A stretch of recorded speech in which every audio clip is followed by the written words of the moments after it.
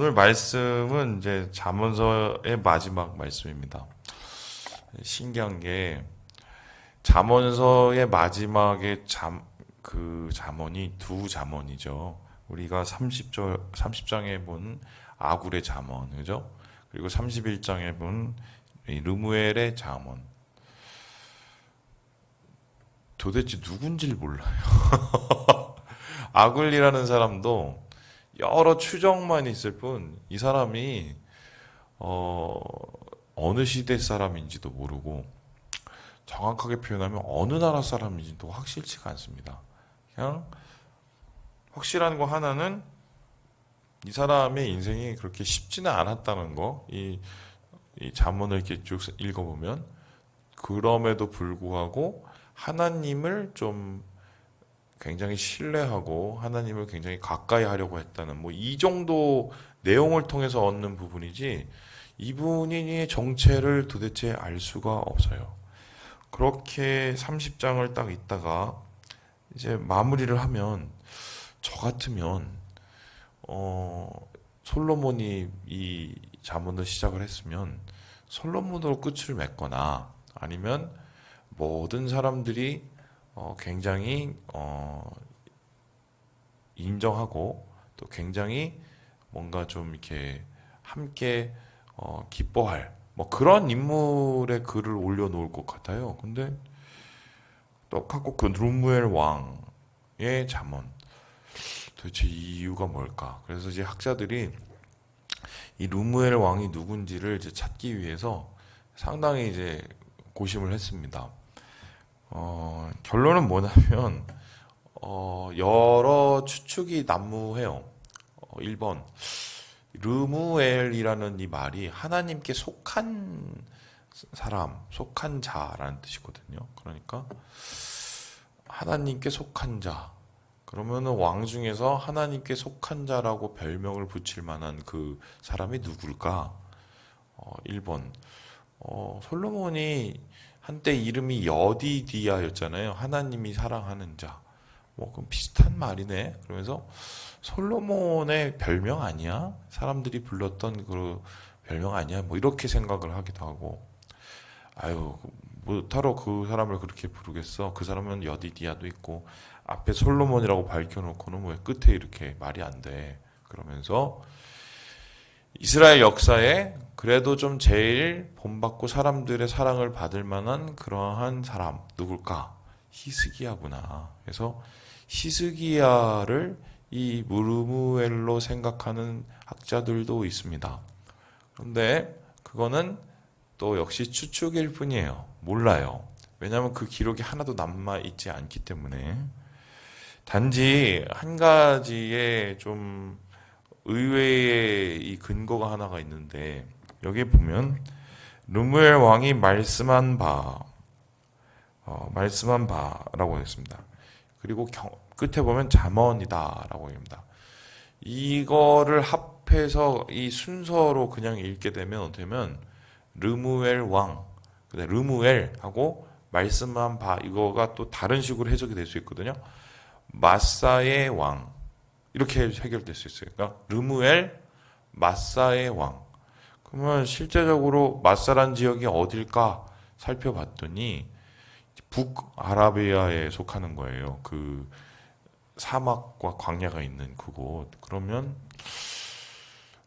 이 사람이 어느 시대 사람인지는 정확치 않겠지만 여러분 뭐 예를 들어서 그렇습니다. 욥이라는 사람도 생각을 해보면 욥이 이스라엘 사람이나 유대 사람이라고 생각하는 경우가 간혹 있잖아요. 동방의 사람이라고 나와 있어요. 그러면 학자들은 추정하기는 욥은 아마 아브라함 시대에 저쪽 페르시아나 아니면 그 이란이나 뭐 그쪽에 살던 그 누구가 아니겠느냐 이렇게 얘기를 하고 있지 정확하게 아브라함의 자손이라고 생각하는 학자는 거의 없습니다. 오래된 분이에요. 그리고 이 르무엘 왕 역시 이게 마사의 왕이라고 해석을 하는 게 맞다면 이 사람도 어느 시대 사람인 줄 알 수는 없으나 이 북아라비아 뭐 그러니까 미디안 족속이 다니던 뭐 그곳이었든지 그러니까 그곳에 해당하는 임금이 아니었을까 뭐 이렇게 추정을 합니다. 그러니까 결론은 몰라요. 잘 모르지만 그러면은 당시의 사람은 르무엘 왕이라고 그랬으면 분명히 알을 수는 있었을 거예요. 근데 우리는 모르죠. 하지만 이 사람이 마사의 왕이든 혹은 뭐 히스기야나 솔로몬의 다른 이름이든 간에 사람들이 이 잠언을 읽고 이 사람에 대한 의심, 그러니까 뭐 이 사람이 잠언을 쓸 만한 뭐 그런 인물이야? 뭐 이런 의심은 최소한 하지 않은 좀 어느 정도 인정을 받은 인물이었다는 건 확실하고요. 그리고 이 잠언의 결론이라고 할 수 있는 31장을 이 사람의 글로 올릴 만큼 사람들이 이 글을 굉장히 선호하고 또 굉장히 즐겨 읽었다는 것을 우리가 추정할 수는 있죠. 그렇게. 자, 그렇다면은 정체도 모르는 이 사람의 글을 왜 잠언 기자는 잠언의 맨 끝, 마지막에 결론처럼 이렇게 두기를 원했을까? 오늘 말씀을 읽어보면 그 이야기가 분명히 알 수 있는데요. 우리 함께 1절의 말씀을 다시 한번 읽어보도록 하겠습니다. 1절입니다. 시작. 르무엘 왕이 말씀한 바 곧 그의 어머니가 그를 훈계한 잠언이라. 그러니까 말씀을 보니까 왕에게 준 이야기예요. 잠언이라는 게 솔로몬이 그 아들들에게 리더들에게 준 이야기 그리고 솔로몬을 비롯한 여러 사람들이 이 소위 말해서 하나님을 경외하고 신뢰하는 책임을 가진 사람들이 그것을 읽어야 되는 이야기라면 이 르무엘 왕에게 준 이야기도 그런 왕의 특별히 리더의 자격을 가진 사람에게 주어진 이야기다라고 해서 처음과 끝이 맞아 떨어지고요.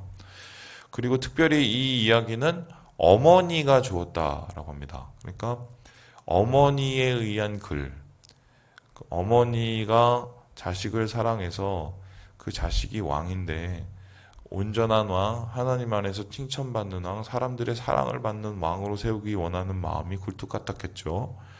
그런 마음을 가지고 자식을 위해서 마음을 열어서 쓰는 그 글이다. 뭐 이렇게 보겠습니다. 그래서 이것을 우리가 어떤 마음으로 읽으면 좋겠는가? 우리도 하나님께서 말씀하시기를 왕 같은 제사장이다 얘기해요. 그러면 왕 같은 제사장이란 말은 뭐냐면 우리가 이 세상을 향하여서 책임감이 있는 거예요. 무슨 책임감입니까? 하나님의 백성으로서 살아가야 될 책임감과 이웃들을 세상 사람들을 하나님께 인도할 제사장과 같은 책임감이 있는 사람이거든요. 그러면 그런 책임감을 가진 거룩한 부담을 가진 우리들이 어떤 마음으로 이 세상을 살아가야 될까? 이 이야기가 오늘 말씀 속에서 드러나게 됩니다.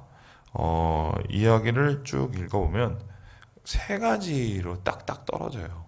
우리 함께 3절의 말씀을 같이 한번 읽어보도록 하겠습니다. 3절 말씀입니다. 시작. 내 힘을 여자들에게 쓰지 말며 왕들을 멸망시키는 일을 행하지 말지어다. 첫 번째는 뭐냐면은 뭐예요? 여자 조심. 그러니까 특별히 이 앞에 선 사람들은 여자를 조심해야 된다. 요즘은 여자 조심하지 말고 또 뭘 조심해야 돼요? 남자 조심도 해야 돼요. 요즘 그런 세상이 돼버렸어요. 왜냐면 뭐 여자 남자 이제는 뭐 가리지 않아요. 내 힘을 여자에게 쓰지 말라. 이것은 뭐냐? 왕들을 멸망시키는 일이다. 여기서 말하는 왕들이 뭡니까? 그의 대를 이어서 왕이 될 후손들을 얘기하죠. 그러니까 너의 그 행동이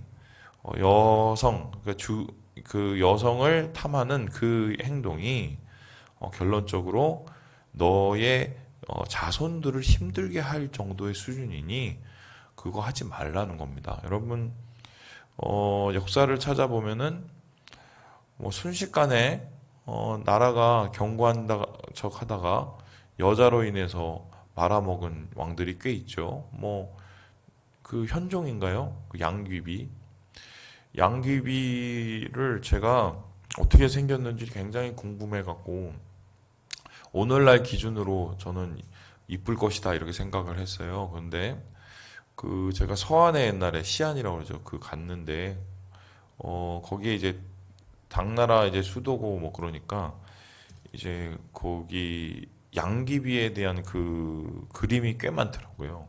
그리고 양귀비를 이렇게 섬기는 뭐 그런 사당 같은 것도 있어요. 신기해서 제가 웃겨서 봤는데 깜짝 놀란 게 다 뚱뚱해요. 그러니까 그 당시에는 좀 여성이 좀 이렇게 풍만한 게 유행이었나 봐요. 그래서 현대 기준으로 바라보기에 양귀비가 여러분 아시겠지만 원래 그 현종의 부인이 아니에요. 그 남의 여자 뺏어온 거거든요. 야, 이 정도야? 이해가 안 되네. 그래서 미의 기준이 상당히 좀 흔들렸어요. 제가 그걸 보고. 근데 뭐 여러분 아시겠지만 어떻게 해요? 그 여인이 결론적으로 쥐락펴락해갖고 나라를 엉망진창으로 만들죠. 뭐 당나라가 기울게 되고.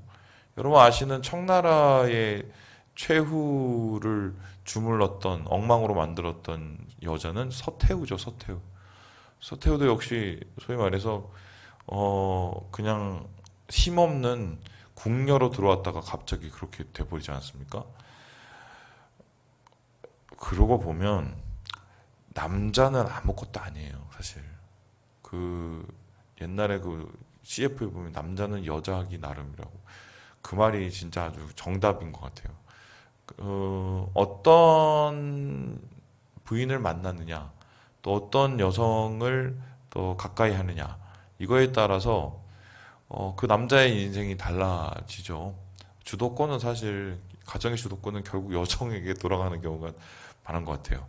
이거 하지 말라는 겁니다. 그래서 이렇게 마음을 음녀라고 표현하죠. 그런 마음을 쏟고 그러면 어떻게 되냐면 여러분 흔들리죠. 이 포커스가 흔들리고 중심이 흔들려 버리죠. 제대로 뭐 정치를 하겠어요? 못 한다는 거죠. 또 뿐만 아니라 여자의 준하는 또 어려움을 얘기하죠. 우리 함께 4절의 말씀을 읽어보도록 하겠습니다. 시작. 르무에라, 포도주를 마시는 것이 왕들에게 마땅하지 아니하고 왕들에게 마땅하지 아니하며 독주를 찾는 것이 주권자들에게 마땅하지 않도다. 술 먹지 말라는 거예요. 그러니까 이 책임을 가진 자가 거룩한 책임을 가진 자가 절대로 하지 말아야 될 두 가지가 주색 잡기죠. 주색 잡기. 이거 예수 믿는 사람 안 끊으면 제가 볼 때는 임직의 자격이 없습니다. 이것도 해결을 못하고 리더가 된다. 이거는 제가 볼 땐 제가 아직도 기억해요. 예전에 제가 뭐 얘기하면 너무 긴가요? 하여튼 그 연길에 있었을 때, 중국에 있었을 때 간혹 한국에서 그 목사님들이 모여서 그 무슨 뭐 그 탐방을 오시는 선교 탐방? 거기에 이제 그 가이드했던 친구들이 교회를 다니는 친구들이 간혹 있거든요. 걔네가 어느 날 와서 저한테 그러는 거예요. 목사님, 그래서 나 간사님이었죠. 간사님, 박 간사님, 그래서 왜요? 그랬더니 목사님들이 왜 이렇게 술을 잘 드세요? 무슨 감리교에서 단체로 오신 분인데 아니 드시려면은 혼자 드시든지 그거를 또 뭐 기분 낸다고 거기에 무슨 좋은 술이라고 그래서 그거를 또 입에도 못 담겠어요. 예, 여러분 또 이런 거를 목사들이 어떻게 그래? 그 욕을 하면 안 돼요. 왜냐면은 자기가 그거를 못하면서 남을 욕하면 또 되겠어요? 그러니까 이건 하나님 안에서의 온전한 것들을 우리가 이뤄가기 위해서는 주색은 해결을 해야 돼요. 근데 그 이유가 뭐냐면 5절에 다음과 같이 얘기를 해요. 법을 잊어버리고 송사를 굽게 한다. 하나님의 법을 잊어버리고 송사, 백성들을 다스릴 수 있는 그런 좋은 방법들을 잊어버리게 되는.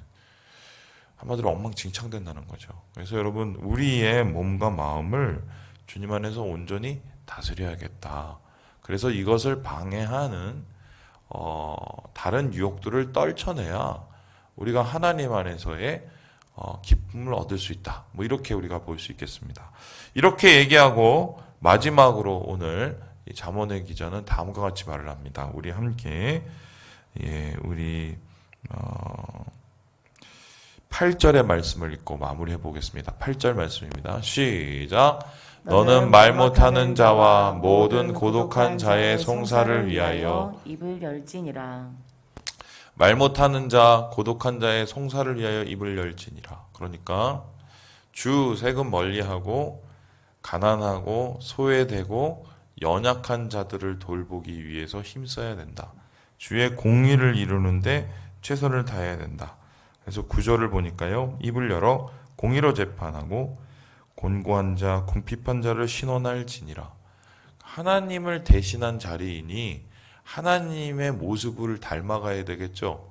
우리 하나님께서 가장 원하시고 가장 관심을 가지시는 사람들이 누굽니까? 고아, 과부, 나그네, 연약한 자들, 힘없는 자들, 소외된 자들, 이들을 향한 이 관심과 노력을 놓치지 말아야 그것이 하나님의 거룩한 사람으로서의 책임감을 지키는 것이다. 아들에게 이렇게 이야기를 하고 있습니다.